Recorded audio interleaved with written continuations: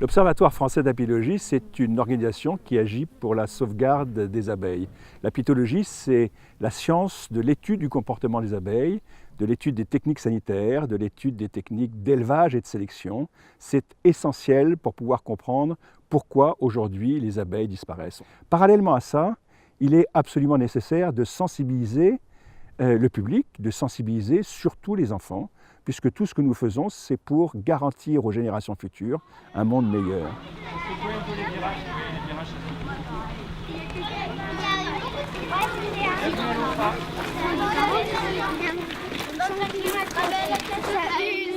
L'école des abeilles, c'est un projet d'éducation à l'environnement porté par l'Observatoire français d'apidologie, dédié à la sauvegarde des abeilles en direction des publics scolaires, et plus particulièrement des enfants âgés de 8 à 10 ans. Alors, vous voyez la reine, elle va aller dans... Vous voyez les alvéoles comme elles sont?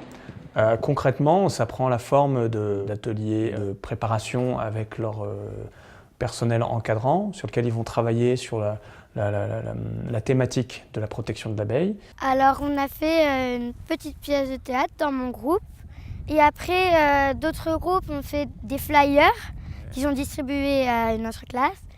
Un autre groupe a fait une charte, donc un peu la vie des abeilles qu'il fallait défendre. La charte Save the Bee.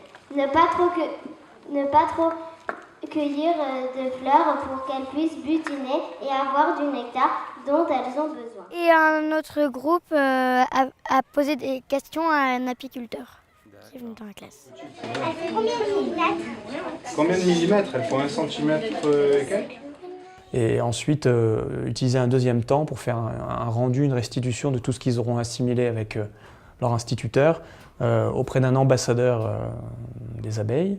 On a passé la journée avec eux, j'ai ouvert une ruche pédagogique, donc avec des cadres, avec des photos d'abeilles dessus, puisque nous étions dans une école, c'était assez compliqué d'amener une ruche.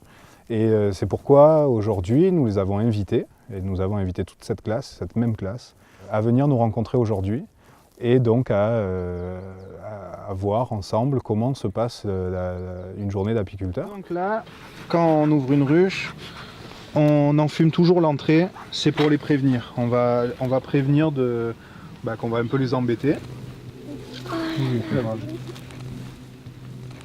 Donc là, c'est un cadre, il y a du couvain, du pollen et du miel, je vais vous montrer. Voilà, donc moi j'ai trouvé la reine, je vais vous montrer. Vous allez voir si... Là, j'ai vu un point blanc. Ouais, moi aussi. Ah oui, elle est géante. Elle est plus grosse que les autres, hein? Oui, on peut voir. Numéro 34. Non, 45. Aujourd'hui, on est venu voir là où ils travaillaient, les apiculteurs, pouvoir prendre des ruches dans nos mains et porter des abeilles. Enfin, pas vraiment prendre des ruches dans nos mains. Ils ont eu les yeux grands ouverts, ils voulaient absolument toucher les abeilles et goûter le miel qu'il y avait directement sur les cadres. Donc c'est une très bonne expérience, autant pour eux que pour nous. On va nous en donner une. Ah oui. Ouais. Non, ne touche pas. Antoine! Voilà, il s'est envolé. C'est pas grave, on va voir si elle en a. Antoine, tu saoules. Alors à l'OFA, on part du constat que les jeunes générations sont les acteurs majeurs du débat écologique à venir. On peut leur laisser la chance aussi, eux, d'agir et de faire évoluer les choses comme les générations antérieures ne l'ont pas fait. Les abeilles, ça nous fait du miel, ça fait des fleurs parce que quand elles prennent le pollen, elles en font tomber, du coup ça fait naître de nouvelles fleurs. Une abeille, ça sert à polliniser. Si on n'a plus d'abeilles, on pourra moins vivre mieux qu'avant. Oui, c'est Mayalène, puisqu'elle a paniqué là. Ce qui va être primordial pour nous, c'est que ces enfants, une fois rentrés chez eux, supplient leurs parents pour sauver les abeilles. Alors ça ne va pas être du jour au lendemain, tous les parents investir dans des milliers de ruches pour que ça aille mieux, mais déjà juste commencer par autour de soi, faire du tri de l'environnement. Je demanderai à mes parents de prendre le bus le matin pour moins polluer. Moi, je les préserverai en plantant un peu plus de fleurs. Leur rappeler qu'elles font un tiers de notre alimentation et que c'est important de ne pas les tuer et de pas... moi, je leur dirais la même chose qu'elles et je leur dirais aussi de planter plus de fleurs.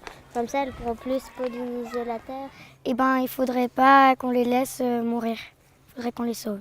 Et faire du bouche à oreille pour que le maximum d'enfants et de personnes soient touchés par cette cause qui est, à mon sens, un enjeu mondial, primordial, et où il faut faire quelque chose très rapidement. Encore une fois. On leur dit merci beaucoup en tout cas. Nous essayons de comprendre la meilleure façon pour pouvoir les sensibiliser et les faire réagir sur le comportement qu'ils devront avoir dans le futur pour pouvoir garantir à notre planète de pouvoir être saine et aussi généreuse qu'elle l'a toujours été.